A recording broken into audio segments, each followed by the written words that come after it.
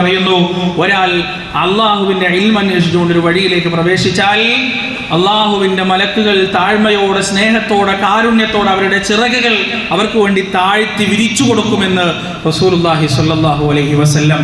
മാത്രമല്ല, ഈ ഭൂമി ലോകത്ത് സജീവവും അജൈവവുമായിട്ടുള്ള സകല വസ്തുക്കളും ആ മനുഷ്യന് വേണ്ടി ദുആ ചെയ്യും, പ്രാർത്ഥിക്കുമെന്ന് റസൂലുള്ളാഹി സ്വല്ലല്ലാഹു അലൈഹി വസല്ലം. കടലിലെ മത്സ്യവും ആകാശത്ത് പറക്കുന്ന പറവകളും ഭൂമിയിലൂടെ ഇഴയുന്ന ഇഴജന്തുക്കളും പ്രാണികളും മൃഗങ്ങളും എല്ലാം ആ മനുഷ്യന് വേണ്ടി പാപമോചനത്തെ തേടുമെന്ന് റസൂലുള്ളാഹി സ്വല്ലല്ലാഹു അലൈഹി വസല്ലമ നമുക്ക് പഠിപ്പിച്ചു തരാൻ.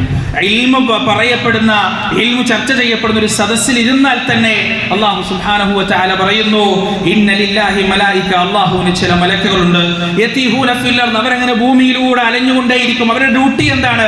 പല മലക്കുകൾക്കും അല്ലാഹു ഓരോ ഡ്യൂട്ടി അസൈൻ ചെയ്തു കൊടുത്തിട്ടുണ്ട്. പക്ഷേ ഈ മലക്കുകൾക്ക് അല്ലാഹു കൊടുത്ത ജോലി എന്ന് പറയുന്നത് ഭൂമിയിലൂടെ ഇങ്ങനെ സഞ്ചരിക്കുക എന്നതാണ്. സഞ്ചരിച്ച് എവിടെയെങ്കിലും ഇൽമിന്റെ, അറിവിന്റെ സദസ്സ് കണ്ടു കഴിഞ്ഞാൽ അവർ ആ സദസ്സിലേക്ക് വന്നിരിക്കുകയും തുടക്കം മുതൽ ഒടുക്കം വരെ കണ്ണിമ വെട്ടാതെ, മനസ്സ് അവിടെ നിന്ന് മാഞ്ഞു പോകാതെ ശ്രദ്ധിച്ചു കേൾക്കുകയും ആ സദസ്സ് പിരിയുമ്പോൾ അവരുടെ ജോലി അവസാനിക്കുകയും ചെയ്തു, അവരുടെ ഡ്യൂട്ടി അവസാനിക്കുകയും ചെയ്തു.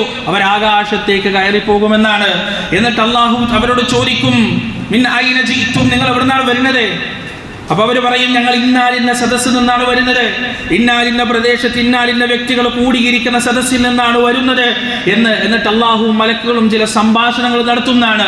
ആ സംഭാഷണത്തിന്റെ ഒടുവിൽ റബ്ബ് സുബ്ഹാനഹു വ തആല മലക്കുകളോട് പറയും, അവിടെ കൂടിയിരുന്ന വ്യക്തികൾക്ക് ഞാൻ 3 കാര്യങ്ങൾ കൊടുക്കും. എന്തൊക്കെയാണ്?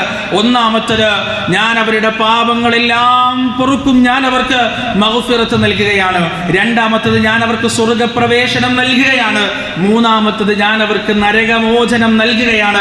ഇൽമു വിളംബരം ചെയ്യപ്പെടുന്ന സദസ്സിൽ ഇരുന്നാൽ ആ ഒരു ഇരുത്തം കൊണ്ട് മാത്രം പാപമോചനവും സ്വർഗ്ഗപ്രവേശനവും നരകമോചനവും ലഭിക്കുമെന്ന് പറഞ്ഞ മറ്റൊരു സൽക്കർമ്മം നമുക്ക് എവിടെയാണ് കാണാൻ സാധിക്കുക പ്രിയപ്പെട്ടവരെ?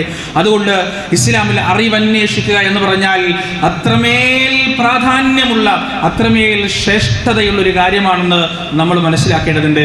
ഏത് പ്രായത്തിലാണ് അറിവന്വേഷിക്കേണ്ടത്? ബാല്യത്തിലാണോ, കൗമാരത്തിലാണോ, യൗവനത്തിലാണോ, വാർദ്ധക്യത്തിലാണോ?